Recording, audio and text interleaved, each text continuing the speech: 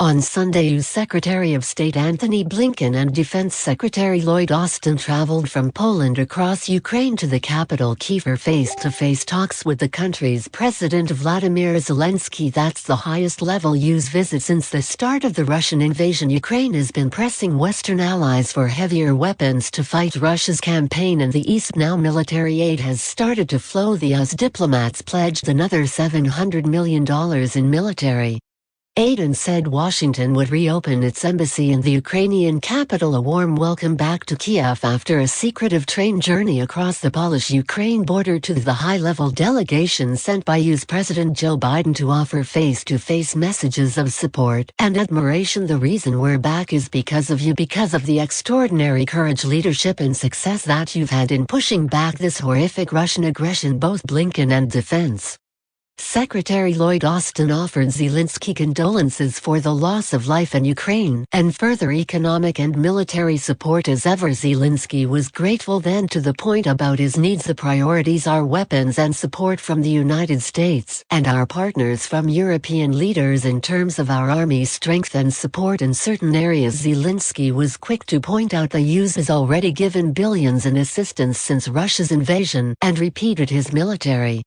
must have top-level armaments if it is to beat back the invader in places like the Donbass region, where Russia has tried to reinvigorate its efforts to achieve changing goals in Ukraine. Its focus no longer keep the capital, but the east and southern coast of Ukraine safely back across the Polish border. After the meeting, Austin said Ukraine can be victorious over Russia in terms of their ability to win. The first step in winning is believing that you can win, and so they believe that we can win. We believe that we can win. They can win if they have the right equipment, the right support, and we're going to do everything we can, continue to do everything we can to ensure that gets there. Austin and Blinken together announced a further $700 million in military support for the Ukraine cause before Austin moved on to Ramstein, Germany for a meeting with NATO defense ministers. Let's take a closer look at this with Joshua Shifrinson, who's an associate professor of international relations at Boston University. He's an expert in U.S. foreign policy and the history of the Cold War. Welcome to DW. Let's start with General Austin.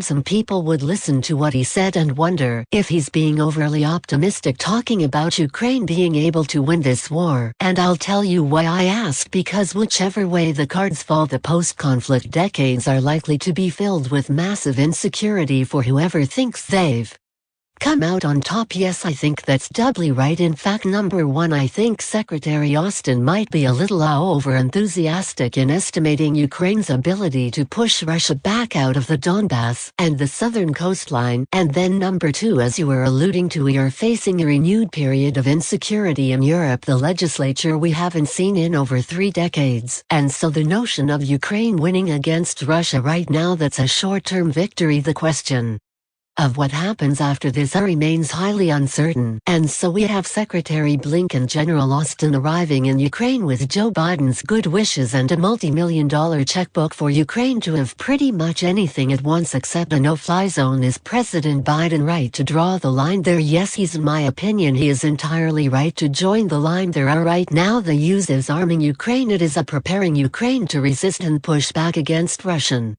aggression, but a no-fly zone would mean that the US and presumably the other NATO allies are actually fighting Russia over Ukraine. That could very well lead to the World War III scenario that President Biden alluded to in various speeches, and which we should all be highly concerned about. Okay, we're going to hear from the U.S. Defense Secretary, and then come back to you. We want to see Russia weakened to the degree that it can't do the kinds of things that it has done in invading Ukraine, so it has already lost a lot of military capability and a lot of its troops, quite frankly, and now we want to see them not have the capability to very quickly reproduce that capability. So Joshua Shifrinson, there's a General Austin there. It sounds like he's really asking Ukraine to try and make up for the United States underestimating Vladimir Putin's ambition all these years. Well, so I think that could be part of it, and certainly the US has been arming Ukraine quite heavily providing significant economic and military diplomatic assistance since the war began, and I agree with you that part of this is a mea culpa campaign for underestimating the Russian threat for a while, but there's another element there which I think goes to a point you raised a few minutes ago, which is if we think that Russia is going to be a challenge for the foreseeable future, any steps that we can take now that would weaken Putin over the long term we can.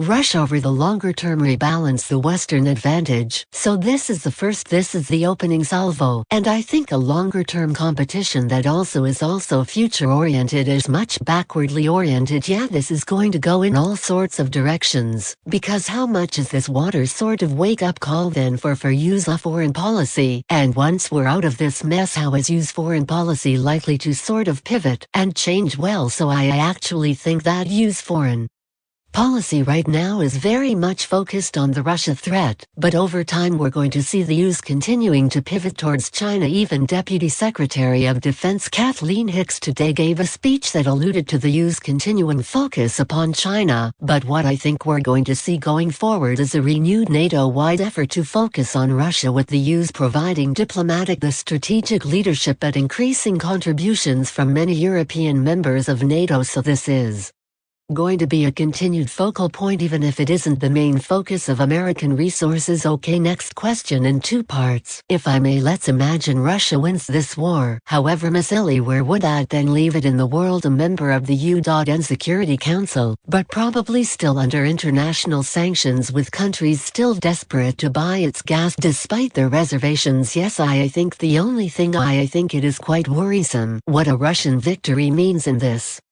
context, not just because defeating Ukraine would be an affront, the international community would not just be problematic for Russia, but that Russia's isolation is going to be quite profound in a political sense, even if it is economically still intertwined with the world. This is a recipe for disaster. We're talking about a country that has massive economic resources, a lucrative commodity in its oil and gas exports, and yet is on the outs many members of the international community. This is a recipe for long-term instability. That a Russian victory is in some ways almost worse than a Russian defeat, were as bad as a Russian defeat. And we have this at the end of a trail of Russian movement over the last 10 years, where it's driven to put itself at the center of world affairs, displacing the US as a key player in Syria, for example, and increasing Vladimir Putin's in the Middle East. But Russia's incompetence in this war does seem to have undermined that image somewhat. Yes, so I think I would frame Russia's goals a little differently. Russia has been somebody's following international crises and trying to preserve its lingering influence in the world, but as you alluded to, it's an incredibly clumsy, ham-handed, almost self-harming, and the process of doing so and coming out of this, Russia has essentially encircled itself with NATO, never more unified countries like China and India distancing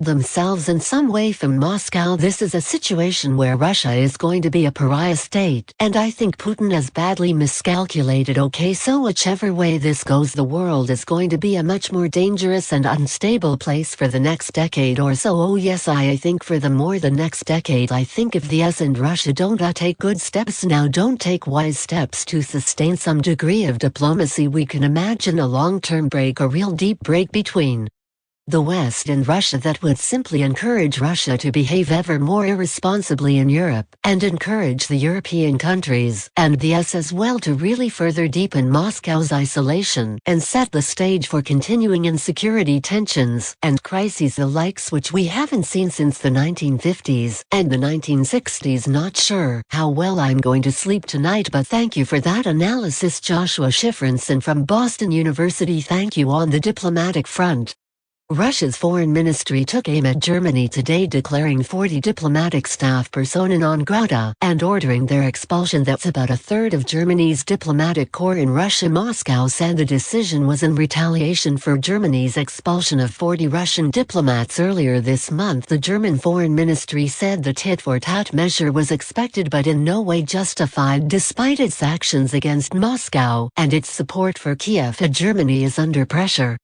over its apparent slowness in supplying weapons to Ukraine. Berlin's stance has been particularly criticized by Baltic states like Estonia. DW's chief political editor Michaela Kovner discussed Germany's position with the Estonian Prime Minister Kaja Kallas. Prime Minister Kallas, you say you're expecting strong leadership from Germany right now. What exactly do you mean? What we definitely expect is that Germany is also, supporting all the decisions that we make together and also showing the leadership in democracy. Of course, gas or oil could be expensive, but freedom is really priceless. So if you take the leadership role and also explain what is at stake here, our neighbors' problems today are hard problems tomorrow. If we help to end this war, there will be less war refugees for Germany. There will be less problems regarding the economy as well, and therefore these strong sanctions hitting hard would be something that would maybe end this war, not immediately but still. So this is one side, and the other side where we expect Germany's leadership is in NATO.